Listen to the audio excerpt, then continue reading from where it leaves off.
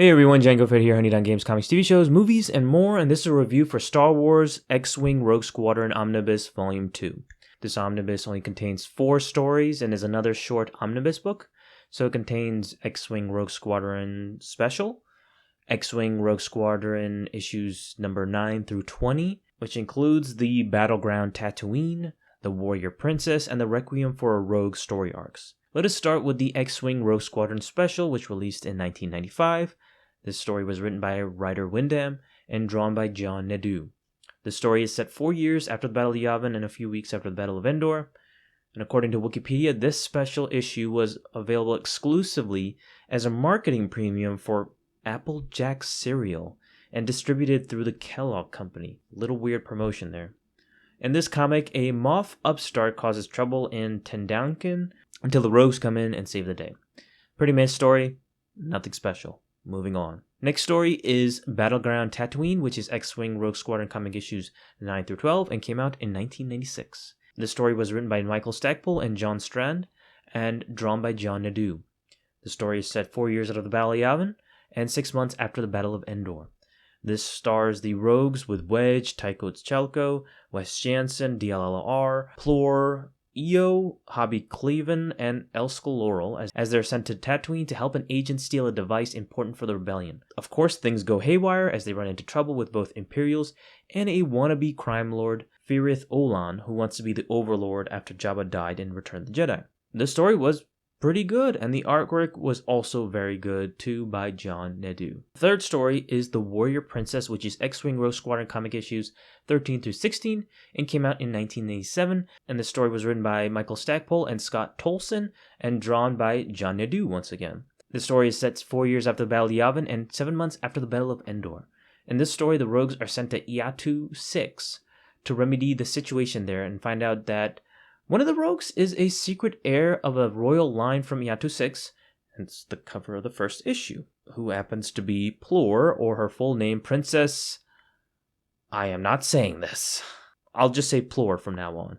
Now, Plor has always been a minor character to this point in the comics and never really had a role except on the sidelines, really, but that all changed with this comic. Plor had a really complicated past and was forced to flee her planet, and now is forced to return to remedy the issues that are occurring there now. This was a very exciting story and easily the best in this book.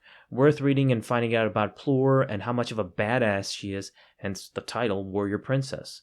And the artwork, I must remark, is done by John Nadeau, who also did Battleground Tatooine, but for some reason, this art does a better job in this story with more attention to detail, putting the characters and especially the aerial battles compared to the last story, which is weird because John did the last story. He did the artwork for the last story, which I found still good, but you will notice the difference in detail from this story to the other story. Pretty weird.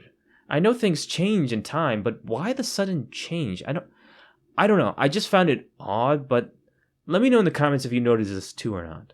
And the last story is Requiem for a Rogue, which is X-Wing Rogue Squadron comic issues 17 to 20 and came out in 1997. And the story was written by Michael Stackpole and John Strand and drawn by Gary Erskine. The story is set 4 years after the Battle of Yavin and 8 months after the Battle of Endor. So the entire Rogue Squadron squad is assigned to search for a lost Bothan cruiser at Malriv 4, only to find Imperials and Wedge gets shot down, and the rogues must save him from the brutish Irukins, who use Imperial weaponry and are commanded by an unknown Devorian. Oh, and the Bothans are also hiding something too. So I don't want to spoil this story any further, but I have to say this is one of the weirdest and most absurd Star Wars stories I have ever read. It sounds fine now, but it gets weirder and weirder and weirder. I am not sure why this is the case, why the writing is just gets weirder and weirder. I think this is just before the true understanding of the Force, so the writers kind of made shit up as they went along, and it became just a joke at this point, and I couldn't take it seriously at all. From this point of what I've read with Michael Stackpole's reading, they have been okay to great, but this one is not one of them at all. It's easily one of the worst at this point, if I have to be honest. Also, the artwork by Gary Erskine doesn't help. The Bothans look awful, and the human and aliens are much worse. What is that? What the fuck is that? And they're shown 80 to 90% of the time. But I will say he does do a great job with the X-Wings and TIE Fighters.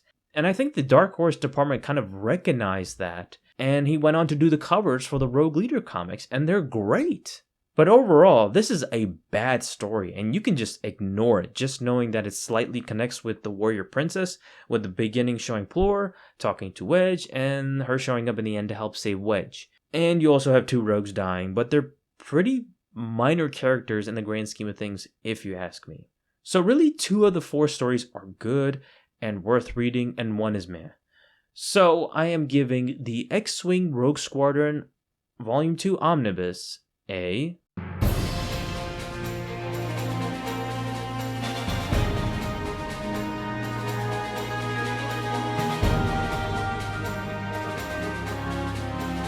So I really need to get back to reading the novels. I'm really behind.